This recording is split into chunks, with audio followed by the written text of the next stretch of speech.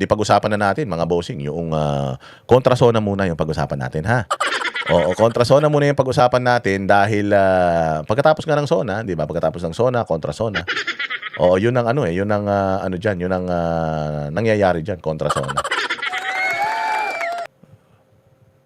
Oh, eto, dito muna tayo, dito muna tayo. Pakita muna natin 'to bago yung kontrasona. Pasok, balita ng SMNI. SMNI, diyan kayo manonood ha. Huwag kayo manonood sa ibang mga news outlet dahil pag nanonood kayo sa ibang news outlet, puro peke yung ano mo dun. Puro peke, kademonyohan, kasinungalingan at propaganda ng mga komunista yung mga maririnig mo doon. Dito sa SMNI, alam mo na yung maririnig mo yan, talaga yung mga totoong balita. Ang galing pa magbalita nito ni Franco Mabanta. Hindi si Franco Mabanta yan, si Franco Baranda. Napakagaling yan, Inglesero yan eh. Si Don Corleone yan eh. O sige, pasok. Isang mabigat na hamon ang kinakaharap ngayon ni Pangulong Ferdinand Marcos Jr. Ang patunayang walang pinipili ang kanyang pamahalaan sa pagpapanagot sa mga sangkot sa umano'y anomalya sa flood control project kahit pa isa sa mga posibleng managot ay malapit sa kanya at bahagi ng kanyang pamilya. O, hindi lang malapit. Meron pa yan na dapat na ipakulong. Hindi lang malapit. O katabi pa sa pagtulog. At hindi lang katabi sa pagtulog, meron pa yan isang dapat makulong na kamag-anak na lumabas sa sinapupunan nung katabi niya sa pagtulog. Di nga lang natin alam kung sino totoong ama niyan. Pero kung sino man ang totoong ama niyan, putang ina niyan, yung mga dugong nananalaytay sa dugo niyan, puros kawatan. Si Angel Pastor magbabalita live. Magandang gabi, Angel. Yes, magandang gabi, Franco. Sa ikalimang State of the Nation Address ni Pangulong Ferdinand Marcos Jr., inihayag ng Pangulo na paiigtingin ng pamahalaan ang investigasyon sa umano'y malawakang flood control scandal na walang kinikilingan. Paiigtingin ang investigasyon sa malawakang korupsyon. Gago, wala nga kayong investigasyon eh. Nagsara na yung ICI, wala pang naipapakulong na mga kalahi mo. Tapos ito naman flood control natin. Tangina talaga ito si Erwin Tulfo. Meron na naman kasinungalingan sinabi kahapon sa mainstream media. Ang kapal ng mukha nito ni Erwin Tulfo. Hindi nyo nakikita. Hindi nyo napapansin. Isang taon pa lang si Erwin Tulfo, sobrang kupal na. Pero napakagago rin talaga ng leadership ng Senado ngayon. Mantakin mo, ilalagay mo sa Blue Ribbon Committee chairman. Walang history. Walang history ng investigasyon. Walang history sa sa tawag dito, yung pagpapatupad ng batas. Hindi abogado. Si Erwin Tulfo, putang ina niyan, isang taon pa lang na senador yan eh. Halos hindi naman nakakumpleto ng 3 taon na pagiging congressman yan eh. Kay TRD Pro 465, 4625. Maraming salamat sa iyo dyan sa Portland, Oregon. Mabuhay ka. Kapal ng mukha, di ba? Kaya nga sabi ng kapatid niya si Bel Tulfo, huwag niyo naman ilagay yung kapatid ko dyan. Wala pa experience yan eh. Mantakin mo, inilagay nila sa Blue Ribbon Committee, walang experience sa pagpapatupad sa batas, walang experience sa pag-iimbestiga, walang experience sa pagiging senador. Yun ang inilagay mo sa pinaka-importanteng komite diyan sa Senado. Ibig sabihin, tarantado talaga kayo. Naglalagay kayo ng mga incompetent na mga tao sa gobyerno. Tama, mali. Wala pa. Buti sana kung mga pangatlong beses niya na maging senador ngayon, pangalawang beses niya na maging senador ngayon, or at least man lang nakatapos na siya ng isang termino sa pagiging senador. Hindi eh. Hindi mga bossing. Ano pa lang? Isang taon pa lang siyang nagiging senador. Siya ng pinakamayabang na senador. Akala mo pagkagaling-galing. Kung ako yun nasasabihin ko kay Tano. Meron dito mga senador. Ngayon pa lang naging senador. Putang ina kung umasta. Akala mo ang tagal-tagal ng senador. Pag tinanong mo, wala namang alam. Bendalo, puro kabobohan naman. Etong magkakapatid na Tulfo na ito, putang ina siguro nung ipinanganak itong mga ito, nabagok ang mga ulo nitong tatlong Tulfo. Yung isang Tulfo, yung Ben Tulfo, medyo matinu-tinu pa yun eh. Pero itong Erwin Tulfo, Rapi Tulfo, at saka yung Mon Tulfo, siguro nung binalibag nung kumadrona yan nung lumabas, kaya yung mga utak niyan ganyan. Kaya yung mga yung nagtatanong ng GCash, ayan nakapin na oh. Nakapin na sa baba kay Putragis nandiyan po yung GCash natin. 'Di ba? Tapos sasabihin niya ngayon na yung flood control daw, ang pumipigil daw ng flood control ngayon, investigation, yung minority gago. Ang ina ninyo, kung talagang gusto niyo yung maayos na flood control na hearing. Ilagay nyo dyan yung mga taga-minority. Kaya nga nakakulong si Marcoleta dahil dyan eh. Putang inang yan. Ikaw na nga ang nagsabi, move on na sa flood control eh. Erwin Tulfo, tapos sasabihin mo, yung flood control lang pumipigil, minority. Tarantado talaga. Sobrang tarantado talaga nitong Tulfo. Hindi ko maintindihan. Matindi ang pagiging tarantado ng Tulfo na to. Kaya ito, pag binoto nyo pa to sa susunod, mas magiging tarantado yan. Isang taon pa lang na senador, sobrang tarantado na eh. Lalong-lalo na kaya kung humaba na. Putang ina, baka ang ulo niyan sumobra laki. So, sobrang laki ng ulo niya ni Erwin Tulfo. Baka sa sa ibabaw na siya padaanin ng Senado kasi hindi na siya kasa sa pinto sa sobrang laki ng ulo niya. Hayop talaga eh, no? Mga buwisit eh. Dito mo talaga malalaman na itong bagong leadership nitong Senado na si Win Gatchalian, tanga. Mantakin mo, maglagay ka ng Blue Ribbon Committee chairman, tanga. Walang experience. Bobo, di ba? Walang June na yan, oh. ay isang taon matapos na ihayag o ilantad ng Pangulo na ang umano'y anomalya na kinasasangkutan ng ilang opisyal ng pamahalaan at mga kritiko.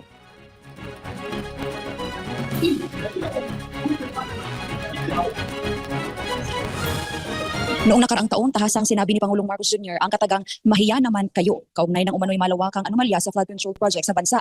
Sinabi ito ng Pangulo noong House Speaker pa ang kanyang pinsang si Martin Romualdez. Matapos madawit sa kontrobersya, inaasahang haharap si Romualdez sa mga kasong isasampa ng Ombudsman. Sa kanyang sona nitong Lunes ay inamin ni Marcos Jr. na nasasaktan siya sa nalalapit na pagsasampa ng patong-patong na kaso laban sa kanyang pinsan. Gayunman, iginit niyang hindi dapat manaig ang relasyon sa pamilya at mga kaibigan sa kanyang tungkulin bilang Pangulo ng bansa.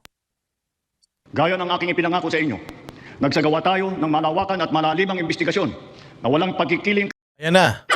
Ayan na, si Edna Sedano. Edna Sedano, naku, talagang magaan ang loob ko sa iyo. Hindi ko alam kung bakit. Oo, napakagaan ang loob ko sa iyo, Edna Sedano. 87725. Pag nagpunta ako dyan sa Amerika, dadalang kita ng maraming pastillas. Oo. Kay TRD Pro 4625, maraming salamat sa iyo, ha. Pero si Edna Sedano, oo, grabe. Yung puso ko parang pag nakikita ko yung pangalan ni Edna Sedano dyan sa comment section. Tumitibok talaga eh, Edna, palagay ko magkamag-anak tayo. Sobrang bait mo. Sana dumami pa ang lahi mo. Kung hindi ka na kung wala kang jowa, sana magka-jowa ka 10. Para pag dumami yung lahi mo, 10 kaagad dire-diretso. Maraming salamat, ha. Kahit kanino man, masusi nating sinuri at sinundan kung saan tayo itinuro ng ebidensya. Lahat ng kailangan gawin ay ginawa natin upang matuntun ang punot dulo. TRD Pro, salamat, ha, TRD Pro. Huy. Ayon sa Pangulo, hindi naging madali ang sitwasyon dahil sa isang miyembro ng kanyang pamilya ang posibleng maharap sa seryosong mga kaso. Hindi ako pangulo ng aking pamilya. Hindi ako pangulo ng aking kaibigan. Ako ay pangulo ng Pilipinas at ang tungkulin ko ay sa inyo, ang aking mga kapwa Pilipino. Ulul, sinungaling, pangit. Kasabay ng pahayag na ito, nakasalalay ngayon sa magiging resulta ng investigasyon kung mapatutunayan ang administrasyon na walang sasantuhin sa flood control scandal. Para naman kay Navotas 2nd District Representative Toby Tiangco, kulang at mahina ang naging pahayag ng Pangulo laban kay Romualdez. Ito kamag-anak nila to, ha? Yung asawa nito, kapinsan ng magpinsang magnanakaw na yan. Yung magpinsang magnanakaw, si Bongbong at saka yan si Tambaloslos. Yung asawa nito, pinsan nila. Oo, pero binabanatan nito si Tambaloslos. Gusto nito mapakulong talaga si Tambaloslos. Ewan ko lang kung gusto niyang mapakulong si Bongbong. Tama na sinimulan yung speech doon, di ba? Pero kulang. Tsaka nahihinaan ako. Kasi ano ibig sabihin yung masakit sa akin pero kailangan ipatupad yung batas, di ba? So, anong mensaheng tatanggapin ng mga tao no? Mas maganda doon, kung ako yung gumawa ng speech, ang ilalagay ko doon is, pinsan ko man yan, dapat panagutan niya ng buo. Okay, TRD Pro, salamat. Tama yun. Oo, kasi kung ako din yun ang sasabihin ko. Walang sa akin, walang tropa-tropa sa akin. Presidente ko ng Pilipinas, hindi ako presidente ng pamilya ko. Pamilya Romualdez, pamilya Marcos. Pag meron nagnakaw sa amin, kulong yan. Kasi ganyan si Pangulong Duterte noon eh. Natatandaan ninyo, pag nag-speech si Pangulong Duterte, putangin na niyan, galit ako sa drugs. Galit ako sa korupsyon. Pag nakita ninyo, ito si Bongo, nakialam sa mga kontrata. Ako mismo magsisibak dyan, baka ipakulong ko pa yan. Kapag nakita ninyo yung mga anak ko na nagdodroga, sinasabi ninyo, yan sila Baste. O sige, sabi, ako mismo magpapapatay sa mga yan. Yun ang sinasabi niya, ganun siya. Ito hindi. Masakit man sa aking loob. Pero kailangan. Putang ina, hindi mo nga mapangalanan eh. Dating makakasuhan na daw ang dating speaker. Makakasuhan na daw, gago. Buti sana ipinagyayabang mo kung nakasuhan na, nakakulong na, nililitis na. Hindi makakasuhan pa lang eh. Putang ina niyan, mauuna pa makulong si Cayetano kaysa dyan sa pinsan mong kawatan. Walang hiya kayo talaga. Ang ginawa niya sa ilalim ng batas. At pinsan ko man yan, huwag niyo hihinaan yung kaso at hindi ko siya pro-protectionan. Dagdag pa ni Tiangco, dapat mapanagot si Romualdez at hindi lamang ang mga kalaban ng administrasyon. Accountability is for everyone, no? Hindi pa pwedeng accountability doon lang sa kalaban sa politika, no? Dapat ang accountability para sa lahat, no? Kasi yan ay tungkol sa pera ng taong bayan, so dapat lahat ng managot dapat panagutin. Naniniwala naman si Senator Erwin Tulfo na ang naging pahayag ng Pangulo laban kay Romualdez. Ito na yung aso. Putangin na yung aso, oh. Isang taon pa lang sa kwadra, putangin na, tapang-tapang na. Isang taon pa lang, kala mo sobrang talino na. Ang dami nga dyan, mga matatagal na eh. Hindi nga nagyayabang ng ganyan. Yung mga Cayetano nga, ang tatagal na, hindi nagyayabang na ganyan. Alam mo, kaya masakit ang kalooban nitong hindot na ito. Kapag sinasabi na, ito kasi mga kasamahan namin dito, hindi mga abogado eh. Kaya nag-iinarte yan na ganyan. Kasi ramdam na ramdam niya yun eh. Sakit na sakit siya doon eh. Kasi alam mo, kung meron mga police character, merong mga lawyer character. Oo, yung police character, yung kapitbahay mo na kung umasta akala mo police. Putang ina, security guard lang naman. Kung makasita, akala mo jurisdiction niya. Puta, tigabantay lang naman ng bodega. Ito, punyeta na ito, ganun din tong bugok na ito. Itong bugok na ito, feeling mo, abogado, pero putang ina, pag binuksan mo ulo niyan, puro ang alaman ng ulo niyan, pek-pek. Puro kalibugan. Puro kamanyakan. Mantakin mo, 10 anak daw sa iba-ibang babae. Putang ina niyan. Manyakol lang. Hayop yan. Tangina, walang laman ng utak niyan. Bopol yan. 1 taon pa lang na senador, kung makapagmando sa Senado, akala mo pukin ng ina siya may-ari ng Senado. Ito pang isang kapatid, si Rapi Tulfo, ganun din. Putang ina niyan. Nakita niyo yung asawa ni Rapi Tulfo, pinagtatawanan ngayon sa social media. Mukhang may palong. Mukha daw agila. Sabi ko nga, hindi mukhang agila yan eh. Mukhang tigbi-20 na sisiw yan eh sa eskwelahan. Sino dito nag-aral ng dyan sa mga public school? Di ba sa labas ng public school may tinitinda? Bubunot ka. Pag nabunot mo yung sisiw na kulay pink. Pag nabunot mo yung sisiw na kulay pink, puta, tuwan-tuwa ka, iuwi mo sa bahay, yung bukas patay na yun. O, hindi ba minsan pag sinwerte ka, may bibe. Makakabili ka ng bibe. Bubunot ka eh. 50 ang bunot noon, 25 eh. 25 centavos, pag bunot noon, bunot kang ganun. Ay, putang ina yan, ano na naman. Bunot ka ng bunot, minsan sa 10 piso, makakabunot ka ng sisiw. Oo, yung sisiw na kamukha nung asawa ni Rapi Tulfo, ganun. Kaya nga natatawa ako doon sa post ng mga tao eh. Sabi nila, walang hiya, oh. Pinagkukuha nyo na yung mga pera ng taong bayan, ganyan pa rin ang mga mukha ninyo.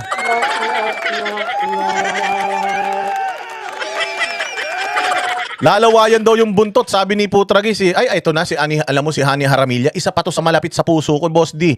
Dalhan mo rin ako ng hindi lang pastillas ang dadaling ko sa'yo. Chicharon, dadalang kita dyan sa Sunnyvale, California, 20 minutes from San Francisco, kahit 3 oras yan. Lalakarin ko yan, tatakbuhin ko yan papunta sa'yo, Ani Haramilla. O antayin mo ako pumunta dyan, hindi lang pastillas ibibigay ko sa'yo. Pati bibigyan kita parol. Malapit na Pasko, yung kapis. Antayin mo, alam mo malalapit talaga ang loob ko dito sa mga ito. Ito kala Ani Haramilla, o kala Nobel Tulliao. Talagang alam mo yon, yung bugso ng damdamin ko, parang mga kamag-anak ko talaga sila eh. Hindi ba? Ano po, Tragi? Si Ani maganda na, mabait pa. Hindi lang mabait yan. Oo, sabi ko nga sa'yo, sa langit, nakaano na yan eh. May pangalan na yan dun. Pagpasok mo doon, yung isang tiles doon, nandoon na pangalan niya eh. Sabi ni Josephine, no, go boss, dati ikaw lang pwedeng bumanat ng ganyan ang saya-saya. Ganun talaga, kailangan pag bumanat ka, yung diin na diin. Hindi pwede yung hindi pwede yung malambot. O yung di ba? Tangin na, sino dito? Alam nyo yan, sino dito ang nag-aral sa public? Ako sa public ako nag-aral, high school at saka elementary, mahirap lang pamilya namin eh. Nag-aral ako sa elementary, hindi ako kumakain ng break time para mayroon akong pambunot dun sa sisiw. Oo, kasi yung sisiw na yun, sabi nila pag nakapalaki mo yun, pwede mong pwede mong kainin. Tangina niyan, scam yan eh. Yung mga sisiw na nabibili mo dyan, kahit ano ipakain mo, namamatay talaga sila pagtapos ng 2 araw. Walang hiya na yan. Ganun ang itsura ng asawa. Kaya itong mga to, putangin na nag-aasawa ng mga pangit, siguro mayayaman yung mga pinag-aasawa nito. Kaya ang hihilig sa mga bata. Kasi ang mga asawa, puta, mga mukhang patay na kuko eh. Gemma Blanca, dyan sa Malaysia. Salamat, Gemma Blanca. Ano sasabihin nitong aso ni BBM? Ang gustong marinig ng publiko. Dagdag pa niya, si Romualdez na ang bahalang ipagtanggol ang kanyang sarili sa ombudsman. I believe that's what the people wanted to hear kanina, kahit na pinsan niya nagkamali sa kakasuhan niya. So, yun yung... Kaya mag-ingat ka, Erwin. Kahit pinsan niya, ipagkakanuno niya. Kaya mag-ingat ka, hindi ka naman kamag-anak. Mag-ingat ka, baka ipagkanuno ka. Sabi ko nga sa inyo, si Pangulong Duterte, si Inday Sara, tinraidor, kayo pa. Tangina ninyo, maaaring ngayon, masaya kayo. Oo, magkakaibigan kayo ngayon. Pero sa oras ng kagipitan, Erwin Tulfo, baka yung mukha mo isang kalan yan, makapal pa naman yan. Sinabi ng Pangulo, sa rin niya, nakakalungkot, di ba? Dahil pinsan niya yun, pero no choice siya, kundi kasunod. This is what the people are asking for. So, ang bahala na po si Speaker to defend himself before the Ombudsman. Pero din po yung mga ibang congressman. Samantala, tumugo naman si dating House Speaker Martin Romualdez sa Ito yung nakakatawa dyan. Masakit man ito sa aming pamilya, ginagalang ko ang naging pahayag ng Pangulo. Hindi ako kailanman humingi ng pabor o espesyal na pagtrato. Naninindigan wala akong ginawang anumang labag sa batas. Bakit ang lambot ng kanyang pahayag? At saka, hindi siya ang nagpahayag nito. Bakit? Tagalog eh. Pukin ang inang yan, hindi marunong magtagalog to eh. Tanga to sa Tagalog. Bobo sa Tagalog ito, paano siya ang gumawa niyan? Baka sino gumawa niyan? Baka katulong nyo ha. Masakit man ito sa aming pamilya, ginagalang ko ang naging pahayag ng Pangulo. Alam kasi nito, hindi siya mapapakulong. Kasi sinabi ng Pangulo, makakasuhan. Makakasuhan. Hindi pa sinasabi na pinakakasuhan ko na. Pinamamadali ko na dahil yan ang hinihingi ng taong bayan. Na makulong etong pinsan ko, hindi man niya sinabi na ganun. O kaya ganito lang siya. O kasi hindi naman ipinangako ni Bongbong na makukulong. Ipinangako niya makakasuhan. Anong kaso? Baka naman yung ikakaso sa kanya mga shoplifting lang, ganyan. O baka parang namboso lang siya, ganyan. Ganun lang ikakaso dyan, magaan, bailable. Puta sa dami ng ninakaw ng demonyo na ito. Kahit mag-bail ng 1 bilyon, papayag yan eh. Kalahati ng ari-arian ng putang ina nito, hindi naman kanya eh. Galing sa taong bayan yan eh.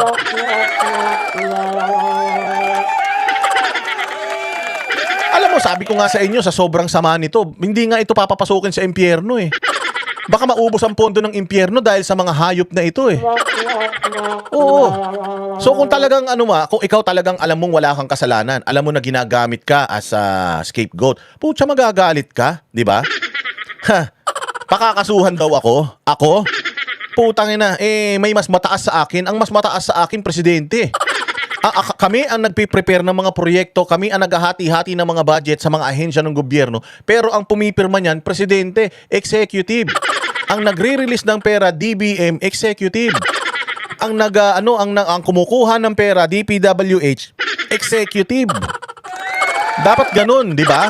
Pero hindi. Dito pa lang malalaman mo na puta ina chinacharot tayo na magpinsan na to, pustahan tayo matatapos tong taon na ito kung hindi mo makatakas ito si Romualdez. Hindi makakasuhan to, baka ang ikaso dito graft. Kasi ang graft, mga bossing, yan eh, available yan. Available. O mura man lang ang bill ng graft. Tapos pahahabain lang nila yung kaso hanggang sa makalimutan na. Oo, hindi makakasuhan ng mabigat yan. Plunder, ikakaso mo dyan. Sabi niya, plunder, maniwala ka. Kung ikaw makakasuhan ka ng plunder, pwede kang makulong katulad nila Bong Revilla at saka ni Jinggoy Estrada. Ganito lang ang bibitawon mong salita, samantalang nung nakaraan ang haba-haba pa ng video mo, I will not go down alone. May mga ganun-ganun pa siya. The budget management is not a sole responsibility of the House of Representatives. The signatories is the President and the Executive. May mga ganun siya nung nakaraan eh. Tapos ngayon biglang malamya na. Alam mo na may usapan na to. Insan, yung mga gusto marinig ng mga Pilipino, sasabihin ko nun. Pero wag ka mag-alala, hindi ko tutuparin yun. Marami naman ako ipinangako sa Pilipinas na hindi ko tinupad.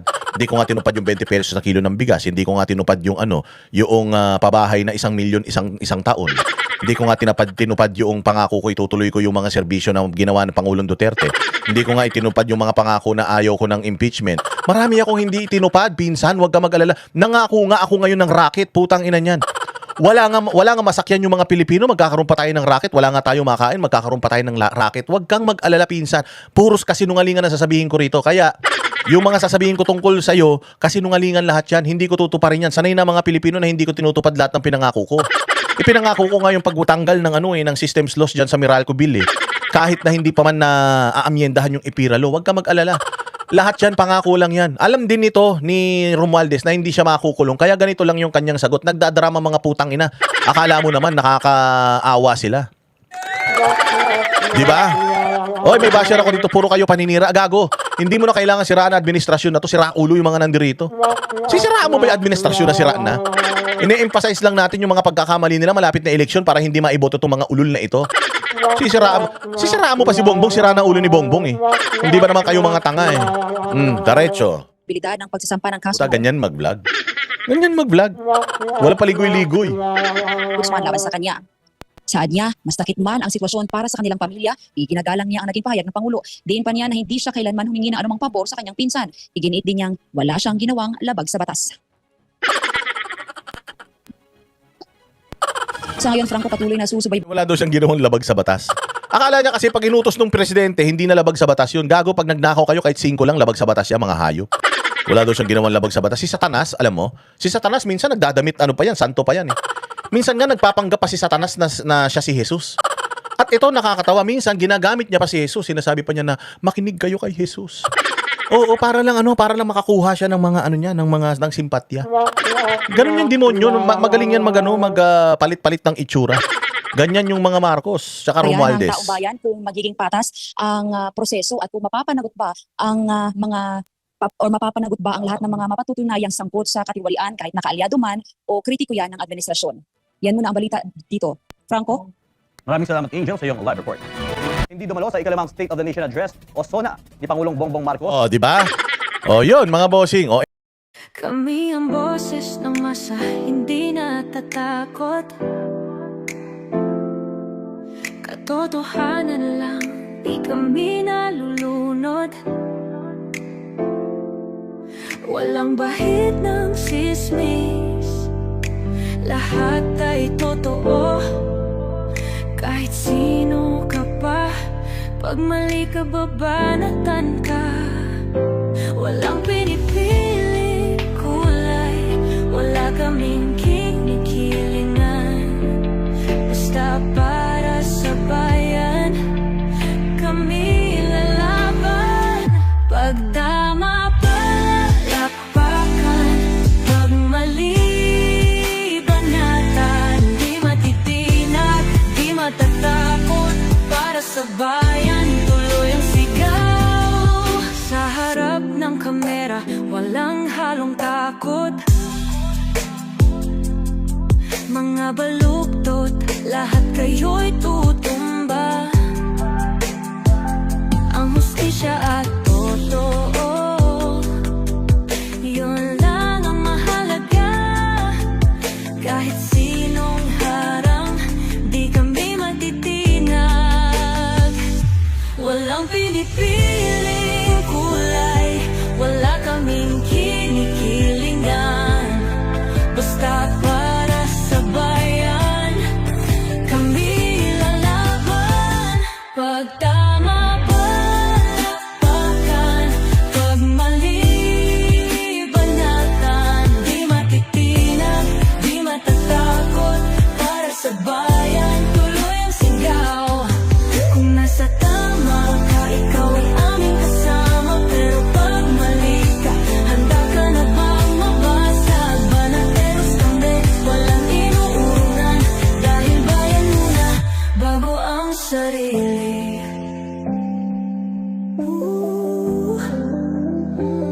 Bago ang sarili.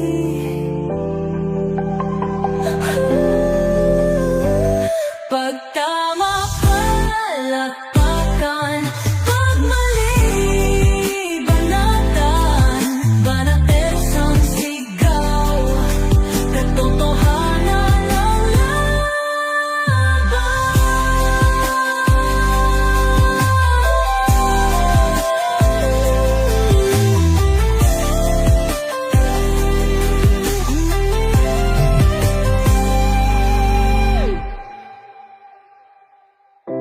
Sa